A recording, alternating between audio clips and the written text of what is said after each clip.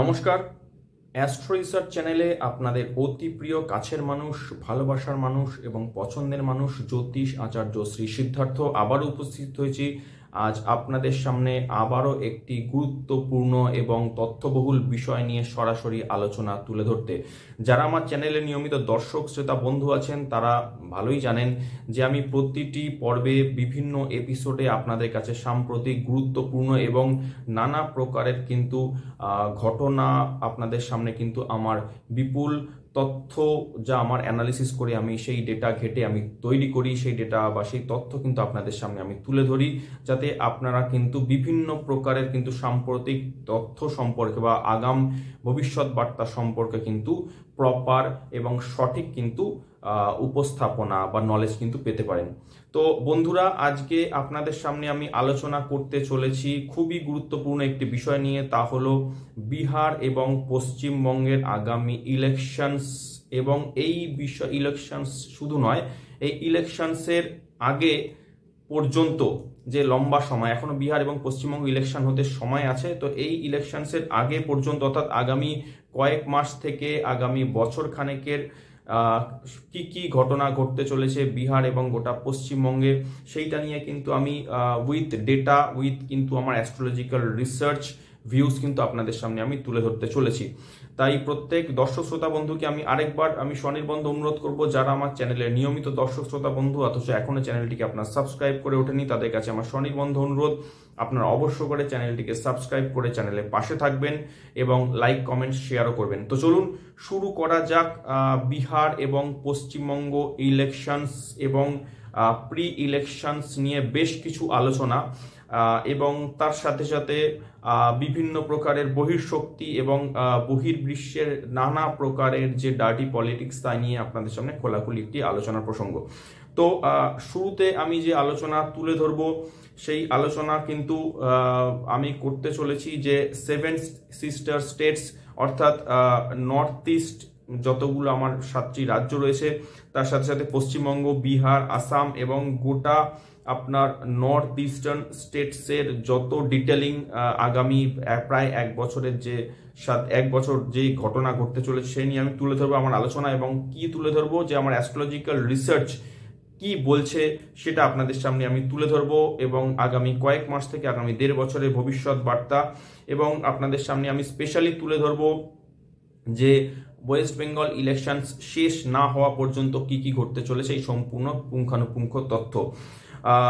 দেখুন বন্ধুরা, আপনাদেরকে বলি, দিল্লি নির্বাচনে আমার যে প্রেডিকশন তা হুবহু মিলে যাওয়ার পরে আমার অনেক দর্শক শ্রোতা বন্ধু আমার কাছে রিকোয়েস্ট করেছিলেন যে পশ্চিমবঙ্গ এবং বিহার ইলেকশনসের বিষয়ে তারা জানতে চেয়েছিলেন এবং সেক্ষেত্রে তাদের এই বিষয়ে তাদের কাছে যা মূল প্রশ্ন ছিল যে আমার এই পশ্চিমবঙ্গ এবং বিহার ইলেকশনসে কি কি আমার রেজাল্ট আসতে চলেছে তা নিয়ে।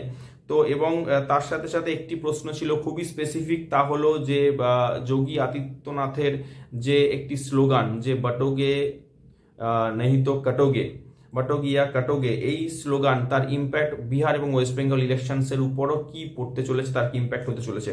তো আপনারা জানেন, আমরা সকলেই জানি যে যোগী আদিত্যনাথের সেই বিখ্যাত স্লোগান হরিয়ানা, মহারাষ্ট্র এবং ইউপি ইলেকশনসে এবং রি ইলেকশনসে কিন্তু বিপুলভাবে জনপ্রিয় এবং সাকসেসফুল কিন্তু হয়েছে। এবং এরপরে আমি আমার ব্যক্তিগত রিসার্চ ওয়ার্ক করলাম আমার কোয়ারি চার্ট এবং জামাকুল চার্ট নিয়ে এবং তাতে আমি অ্যানালিসিস করে আমি এবং তার সাথে সাথে গ্রহগণের বর্তমান এবং আগামী দিনের যা ট্রানজিট সেগুলো আমি স্টাডি করে যা দেখলাম যে ভারতের পূর্ব এবং ভারতের উত্তর পূর্ব অংশ অর্থাৎ ইস্টার্ন এবং নর্থ ইস্টার্ন অংশ জুড়ে আগামী কয়েক মাস থেকে ম্যাক্সিমাম 1.5 বছর সময় পর্যন্ত অর্থাৎ যতদিন না পর্যন্ত পশ্চিমবঙ্গে রাজ্যে ইলেকশনস নির্বাচন হচ্ছে ততক্ষণ কিন্তু হিউজ প্রবলেমস কিন্তু আসতে থাকবে এবং বিভিন্ন প্রকারের বহু যারা এক্সটার্নাল ফোর্স যারা রয়েছে তারা কিন্তু চাইবে যে এই অংশকে যাতে ভীষণ পরিমাণে যাতে আনস্টেবল বা অস্থির কিন্তু রাখা যায়। আপনাদের আমি বলে দিই যে নর্থ ইস্টার্ন জোনের মধ্যে আমি যা পেয়েছি তার মধ্যে মণিপুর, মিজোরাম, আসাম, মেঘালয়, ত্রিপুরা, তার সাথে সাথে অরুণাচল প্রদেশের বেশ কিছু অংশ, নাগাল্যান্ডের কিছু অংশ, এই সমস্ত অঞ্চলে কিন্তু বহির্শক্তি বা এক্সটার্নাল পাওয়ার্সের মাধ্যমে কিন্তু দেশে বিরাট পরিমাণে গণ আন্দোলন তৈরির কিন্তু প্রচেষ্টা একদম পরিষ্কার আমি দেখতে পাচ্ছি। আমি যা দেখতে পেয়েছি তা হলো যে বিপুল অঙ্কের কাঁচা টাকা, সেটা কয়েকশো থেকে কয়েক হাজার কোটি টাকা হতে পারে, তার সাথে সাথে ড্রাগস, অস্ত্র, গোলা বারুদ এবং এক্সপ্লোসিভ কিন্তু ব্যবহার হবে এই গোটা রিজিয়ন জুড়ে। আপনাদের আমি বলে দিই যে বিহার ইলেকশনসকে কন্ট্রোল করার কিন্তু বা প্রভাবিত করার কিন্তু প্রচেষ্টা হবে, এবং সেটা কিভাবে হবে আমি যা পেয়েছি সেটা নেপাল করিডরকে ইউজ করে হবে বাংলাদেশের মদতে। এবং আমরা কিন্তু ভালোই জানি যে বিহারে একটি বড় অংশ কিন্তু নাক্সালাইট পকেটস আছে, এবং তার মধ্যে হচ্ছে ঝাড়খণ্ড লাগোয়া জামুই এলাকা, আপনার গয়া অঞ্চল, জেহানাবাদ এরিয়া, আপনার আরওয়াল এলাকা, এছাড়া এবং এই সমস্ত অঞ্চলে নকশালাইট বা নকশাল প্রভাবকে কাজে লাগিয়ে কিন্তু অস্থিরতা তৈরির প্রচেষ্টা করা হবে। এছাড়াও বিহারের পূর্বাঞ্চল বা নর্থ ইস্টার্ন স্টেট, তার মধ্যে রয়েছে আরারিয়া, পূর্ণিয়া, কাটিহার, কিষানগঞ্জ, ঠাকুরগঞ্জ, এবং এই যে অংশটি যা হলো চিকেন নেগের ঠিক অপোজিট অংশ, অর্থাৎ চিকেন নেগের পশ্চিমবঙ্গ সংলগ্ন যে অংশ তার ঠিক পাশের যে অংশ, অর্থাৎ সেটা বিহারের যে পূর্বাঞ্চল, সেই অংশটি অর্থাৎ চিকেন নেক সংলগ্ন অঞ্চল, এই সমস্ত এলাকা নেপাল এবং বাংলাদেশ উভয় সাইড থেকে এবং উভয় দিক থেকে কিন্তু অশান্ত করার প্রচেষ্টা ধারাবাহিক কিন্তু চলতে থাকবে। আপনাদের আমি বলি, আমার চার্ট বলছে ইতিমধ্যেই ওখানে কিন্তু বেশ কিছু সমস্যা কিন্তু চলছে, এবং বিহার এবং বেঙ্গল ইলেকশনসকে কিন্তু আমি যা পাচ্ছি তা হলো অ্যাসিড টেস্ট এক্সপেরিমেন্ট হিসেবে কিন্তু দেখতে চাইবে বাংলাদেশি বহির্শক্তির দল, যার মধ্যে জামাত, মুজাহিদিন, আনসারুল বাংলা, সিমি মতো কিছু যারা জিহাদি মৌলবাদী দল তো থাকবেই, এবং এছাড়াও কিন্তু এর সঙ্গে যুক্ত থাকবে গ্যাং অফ সোরস, এবং যাদের টুল কিটস হিসেবে কাজ করবে বিহার এবং বাংলায় যারা রয়েছে বামপন্থী কিছু চার্চ রয়েছে, এবং বেশ কিছু কিন্তু সেকুলারি গদ্দার মির্জাফরের দল, যাদের মধ্যে কিয়দংশ আমি বলতে পারি যে শাসক দলের মদতপুষ্ট নেতা, এবং তারা অবশ্যই কিন্তু রাষ্ট্রবিদ্বেষী এবং জিহাদি নেতা। এই সমস্ত যে টোটাল যে গ্যাং, এই সব কিছু মিলিয়ে কিন্তু কাজ কিন্তু হবে। এই টোটাল চিকেন নেক শুধু নয়, আপনাদের যেটা বললাম যে বিহারের যে একটা নির্দিষ্ট অংশ এবং পশ্চিমবঙ্গের চিকেন নেক এবং rest of the West Bengal কিন্তু অশান্ত করার প্রচেষ্টা চলবে। এবং আমি যেটা পাচ্ছি যে এই যে ইম্প্যাক্ট বা এই যে প্রচেষ্টা, এর ফল আসবে যে কমিউনাল রায়োটস বা বিক্ষিপ্ত সাম্প্রদায়িক দাঙ্গা হবে, সোশ্যাল আনরেস্ট বা সামাজিক অস্থিরতা বিশৃঙ্খলা কিন্তু লাগাতার চলবে, ল অ্যান্ড অর্ডার সিচুয়েশন নষ্ট করার প্রয়াস হবে। আপনারা দেখবেন যে বিহার ইলেকশনসের আগে বিহারে কিন্তু অনেক প্রকার নকল মদের বা নকল লিকারের যে স্ক্যান্ডাল সেগুলো কিন্তু এক্সপোজ হবে, এবং আপনারাই দেখবেন যে বিহারে স্টুডেন্টসরা বিভিন্ন ইস্যু নিয়ে কিন্তু তাদেরকে উত্তপ্ত করা চলবে। যেরকম ভাবে আপনারা দেখেছেন যে রিসেন্টলি আপনার যেটা কেন্দ্রীয় সরকারের যে অগ্নিবীর স্কিম তাই নিয়ে কিন্তু যারা আর্মিতে যারা যোগদান করতে চায় এরকম স্টুডেন্ট বা ছাত্রদেরকে কিন্তু উত্তপ্ত করে তাদেরকে দিয়ে কিন্তু অশান্তি তৈরি করা কিন্তু প্রচেষ্টা করা হয়েছে। এছাড়াও আপনাদের বলি যেটা হচ্ছে আমরা নর্মালি যেটাকে সাদা চোখে যেগুলোকে আমরা কমন ইস্যুস বা নর্মাল এজেন্ডা বলে মনে করি, সেগুলো কিন্তু অ্যাকচুয়ালি অ্যাস্ট্রোলজি অ্যানালিসিস করলে দেখা যাবে যে এদের পিছনে একটি প্যাটার্ন বা বহিঃশক্তির মদত কিন্তু একদম পরিষ্কার। আমি আমার আগের একাধিক এপিসোডে কিন্তু পরিষ্কার বলে দিয়েছি, পরিষ্কার মেনশন করেছি যে শনি যতদিন না পর্যন্ত উত্তর ভাদ্রপদ নক্ষত্র বা 26 নম্বর নক্ষত্রকে ক্রস করছে ততদিন আমাদের দেশের north eastern area, Punjab area, Pakistan area কিন্তু খুবই অ্যাক্টিভেটেড এবং ডিস্টার্বড কিন্তু থাকবে। আপনাদের বলে দিই, এবারে মূল প্রশ্নের উত্তরে চলে আসি, তারপর আমি পশ্চিমবঙ্গ নিয়ে আলোচনায় প্রবেশ করব। মূল প্রশ্নের উত্তরে যেটা আমার কাছে যা প্রশ্ন এসেছিল যে বটোগে ইয়া কাটোগে, এই স্লোগান এই বিহার পশ্চিমবঙ্গ ইলেকশনের ক্ষেত্রে চলবে কি চলবে না। তো আমার বিশ্লেষণ যেটা বলছে যে বেঙ্গল এবং বিহার ইলেকশনসে এই স্লোগান কিন্তু অসম্ভব পপুলার হবে, এবং এই স্লোগানকে কাউন্টার অ্যাটাক করার জন্য বাংলাদেশি বহির্শক্তি গ্রুপ, সোরস গ্রুপ এবং টুল কিটস হিসেবে কিন্তু শাসক ঘনিষ্ঠ, স্বার্থান্বেষী এবং কিছু রাষ্ট্রবিদ্বেষী নেতা কিন্তু একসাথে কিন্তু প্রচেষ্টা চালিয়ে যাবে।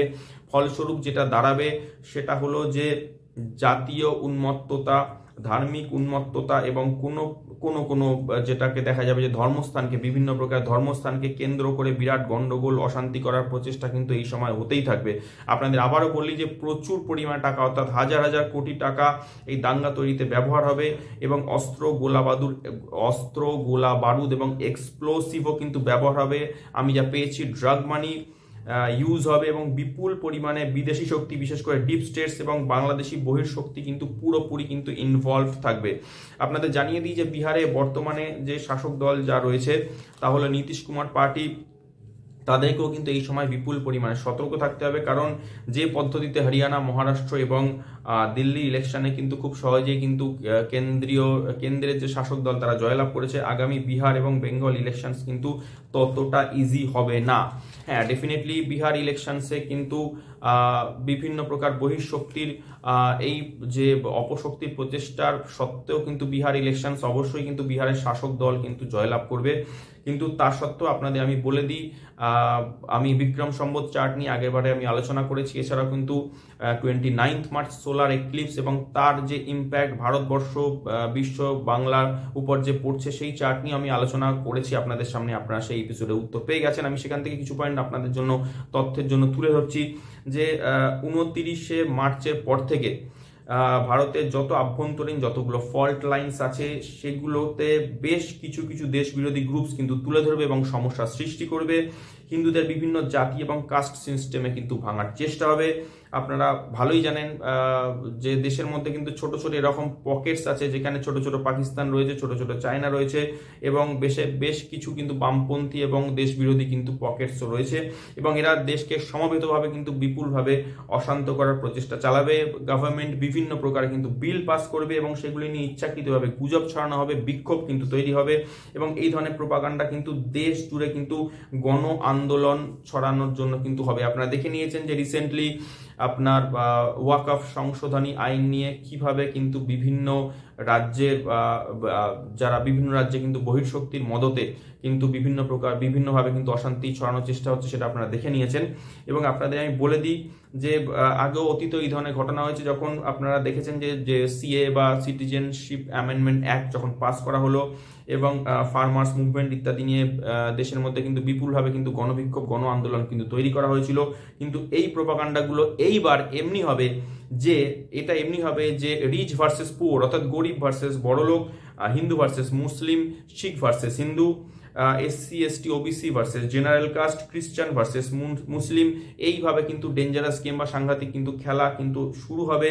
এবং আপনাদের বলি যে 29শে মার্চ, আমি আগেও মেনশন করেছি, আবার বলছি, শনি মীন রাশিতে 29শে মার্চ প্রবেশের পর থেকে এগুলি শুরু হবে এবং শনি মীন রাশিতে 2027 সালের শেষ অবধি অবস্থান করবে এবং এই শনি মীন রাশিতে কিন্তু জাংশন বা জুতি এই মুহূর্তে করছে রাহুর সাথে এবং নেপচুনের সাথে।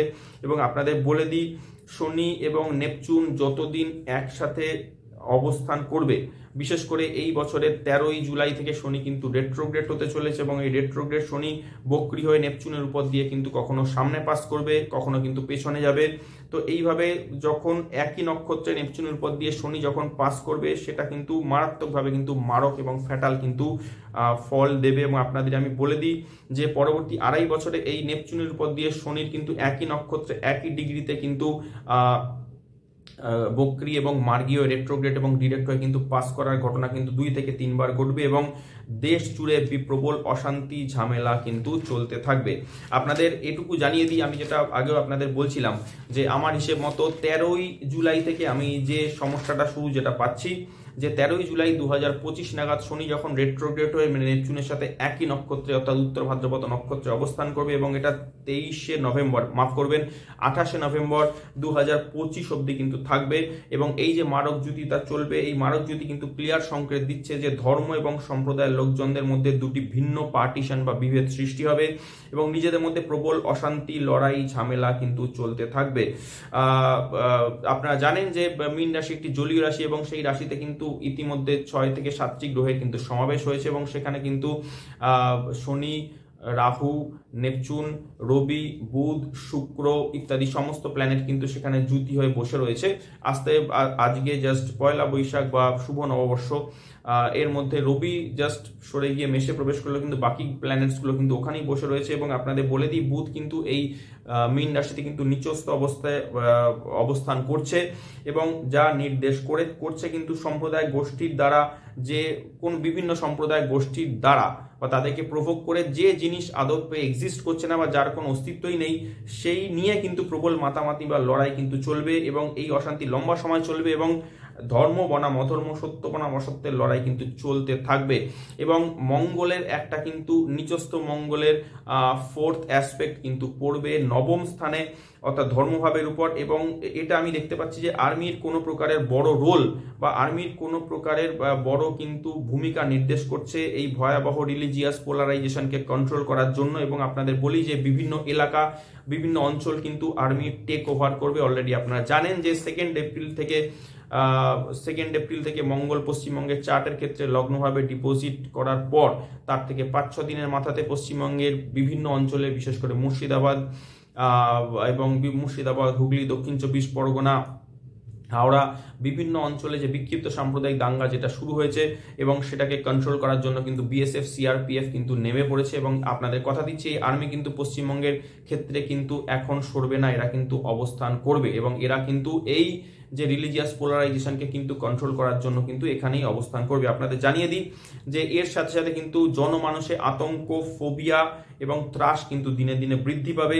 অতি রাষ্ট্রবাদ এবং উগ্র প্রাদেশিকতা দিনে দিনে প্রবলভাবে বাড়বে, এবং শুধুমাত্র ভারতে না, বিশ্বে বিভিন্ন জায়গায় কিন্তু এই ঘটনা ঘটতে থাকবে। আপনাদের আরেকটি কথা আমি মেনশন করে দিই যে এই মীন রাশিতে যে এই মহাযুতি যেটা হয়েছে, তার মধ্যে শনি বকরি, শুক্র বকরি, বুধ নেপচুন, রাহু, এবং ফলে যেটা ঘটছে দেশে শুধু নয়, পশ্চিমবঙ্গ বা বিহার এই সমস্ত জায়গা মিলিয়ে বিপুল পরিমাণে কিন্তু ওলট পালটের ঘটনা ঘটবে, যেটা আমি পাচ্ছি যে এই ম্যালিফিক কনজাংশনের কারণে কিন্তু রেবেলিয়ান বা গণবিদ্রোহ, গণবিপ্লব কিন্তু হওয়ার সম্ভাবনা থাকবে। পশ্চিমবঙ্গ রাজ্যে কিন্তু অলরেডি এই ঘটনা কিন্তু বিগত কয়েকদিন ধরে চলছে, আপনারা জানেন। আপনাদের আমি বলে দিই যে কিভাবে ঘটতে পারে, সেটা হচ্ছে আমি যা পাচ্ছি যে দেশ বা রাষ্ট্রের যারা রুলিং বা পার্টি বা যারা ক্লাস, তাদের মধ্যে হঠাৎ করে কিন্তু ফ্রাস্ট্রেশন বা হতাশা বাড়বে, এবং রুলিং পার্টি আচমকা কিন্তু টাইরানি বা অত্যাচারী শাসকের রোল কিন্তু প্লে করবে, এবং ওদের এই অতি সক্রিয় ভূমিকা কিন্তু জনগণের উপর অত্যাচারের মতো মনে হবে, এবং ফলস্বরূপ হঠাৎ করে রুলিং পার্টি বা সরকারের বিরুদ্ধে কিন্তু গণবিক্ষোভ, গণবিদ্রোহ এবং গণবিপ্লব হওয়ার সম্ভাবনা কিন্তু পরিষ্কার। চলে আসি পশ্চিমবঙ্গ নিয়ে কয়েকটি আলোচনা বা কয়েকটি আমার মূল উপজীব্য যাতে সেই বিষয়। পশ্চিমবঙ্গ চার্টের ক্ষেত্রে যা আমি আপনাদের ক্ষেত্রে আমি আগে একাধিকবার কিন্তু আলোচনা করেছি, তাই নিয়ে আমি কয়েকটা পয়েন্ট আবার আপনাদের মেনশন করতে চাইছি।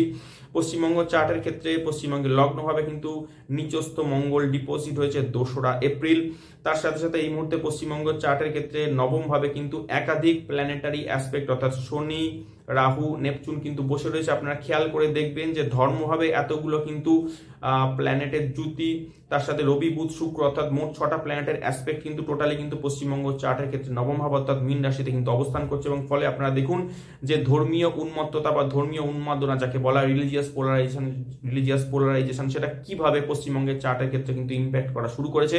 সময়সীমা আমি বলেই দিয়েছিলাম আপনাদের আগের বারই যে মঙ্গল যেই মুহূর্তে পশ্চিমবঙ্গের চার্টের ক্ষেত্রে নিচস্থ হয়ে লগ্নে প্রবেশ করবে, সেই সময় থেকেই কিন্তু এই ঘটনার সূত্রপাত হবে। এবং আমার সূচনা যা বলছে তা হলো মঙ্গল পশ্চিমবঙ্গের চার্টের ক্ষেত্রে নিচস্থ অবস্থায় অবস্থান করবে আপনাদের ক্ষেত্রে কিন্তু জুন মাসের 6 তারিখ পর্যন্ত।